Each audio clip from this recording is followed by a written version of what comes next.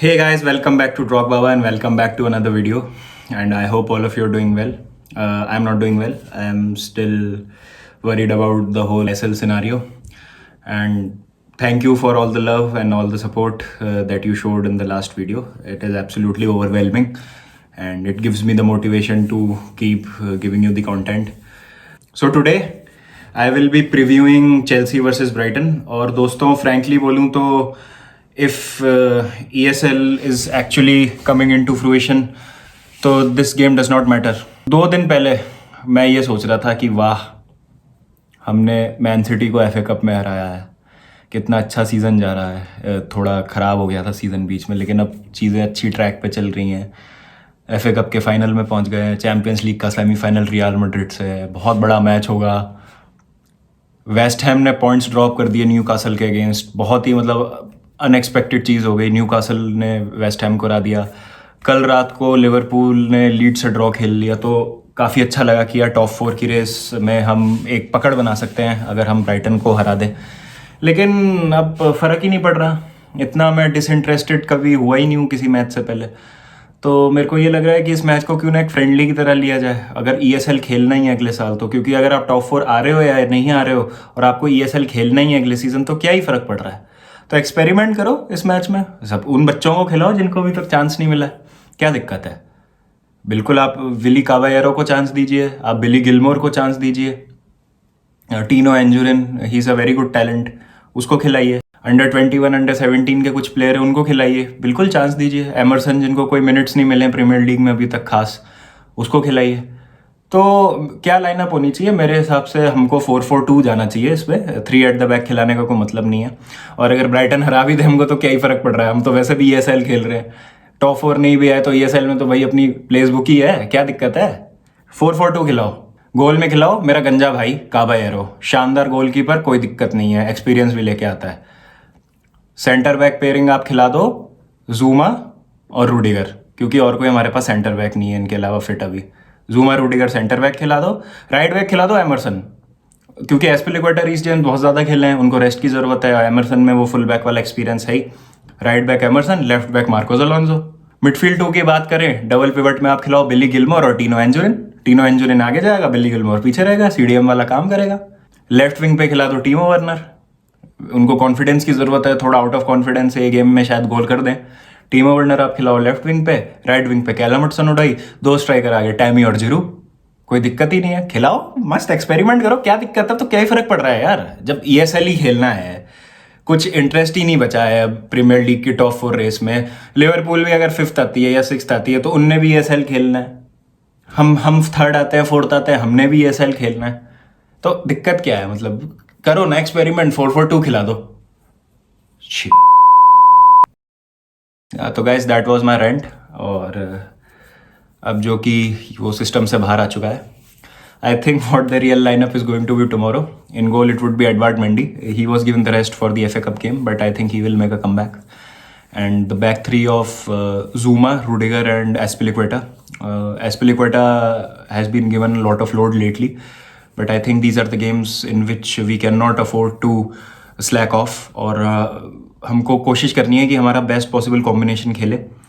And given that Thiago Silva got an injury in the fag end of the game, and I don't know and I'm not sure how fit Christensen is. Can he play the whole 90 minutes? If he can, then lovely, but let's not jump the gun as far as Christensen is concerned. So Rudiger, Zuma and Azpilicueta can start as a back three. At right wing back position, we can start with the Callum Hudson-Odoi this time, because I think low block defenses needs the players with pace and the injection of that energy in the final third, and Callum Hudson-Odoi provides exactly that. So he plays as the right wing back. At left wing back we can play Marcos Alonso, because it is highly unlikely that Brighton can hit us on the counter attacks, and I don't think कि Alonso को defensively ज़्यादा मेहनत करनी पड़ेगी इस match में. तो Alonso starts as the left wing back. And the double pivot of Jorginho and Kante, they played very well against Manchester City. And a front three of Kai Havertz, Hakim Ziyech and Timo Werner. Let's give Mason Mount a rest because he has been working overtime as far as I'm concerned. So Brighton is a game there where we can not be complacent but can take it a bit easy. So Mason Mount rests and Timo Werner, Hakim Ziyech and Kai Havertz starts this game. So this should be the 11 I think which Thomas Tuchel can field tomorrow. But yeah, again guys, I am unable to shake off the disappointment. और अभी भी मैं इस चीज़ को comprehend नहीं कर पा रहा हूँ कि ESL का जो कॉन्सेप्ट है ये कैसे काम करेगा, और चैम्पियंस लीग से जो हमारी इतनी सारी मेमोरीज जुड़ी हुई हैं और इतना एक आइकॉनिक कंपटीशन है, वो जब बंद हो जाएगा और उसमें हम नहीं खेलेंगे और एक ये नया मनी बेस्ड कंपटीशन है, मनी बेस्ड ही बोलूँगा मैं, ज़्यादा से ज़्यादा रेवेन्यू जनरेट करने के लिए इसको लाया गया है. तो देखते हैं दोस्तों क्या होता है जब ये चीज़ इम्प्लीमेंट हो जाएगी.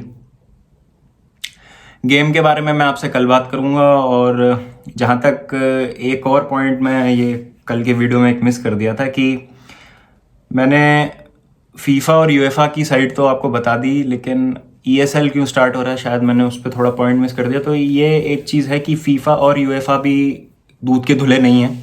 दे also have been corrupt and वो हमने देखा है. जैसे फॉर एग्जांपल कतर में वर्ल्ड कप होस्ट कराना, देन प्लेयर्स की और लोकल FAs की बात ना सुनना, फिक्सचर कंजेशन का जो एक प्रॉब्लम है वो हम देखते हैं. यूएफा के कान पे जू तक नहीं रेंगती, इतने सालों से हम बोल रहे हैं.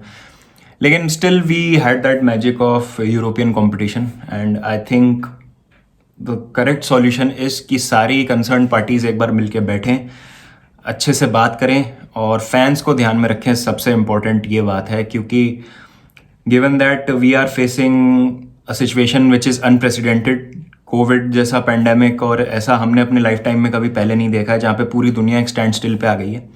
तो we need to be united more than ever and I can see the emotions flowing out of every football fan. और कोई भी अभी फुटबॉल फैन किसी भी क्लब को ब्लेम नहीं कर रहा है. All are standing in solidarity and most of them are with the idea that super league should not go through. So let's see guys what happens, and if something of this sort is to be implemented, then let's hope that it comes under the banner of UEFA and the Champions League itself. Rather than creating a breakaway league, let's make slight modifications in the Champions League itself so that all the concerned parties are happy and it's a win-win situation for everyone. So guys, we will be back again with more, and I think we will get more clarity as the season progresses on how ESL will come into being. और दोस्तों हम एक और FIFA experiment करेंगे, FIFA 21 simulation, जिसके बारे में मैं आपको आने वाले 1-2 दिन में बताऊंगा. तो उसके लिए भी प्लीज़ स्टे ट्यून टू ड्रॉग बाबा.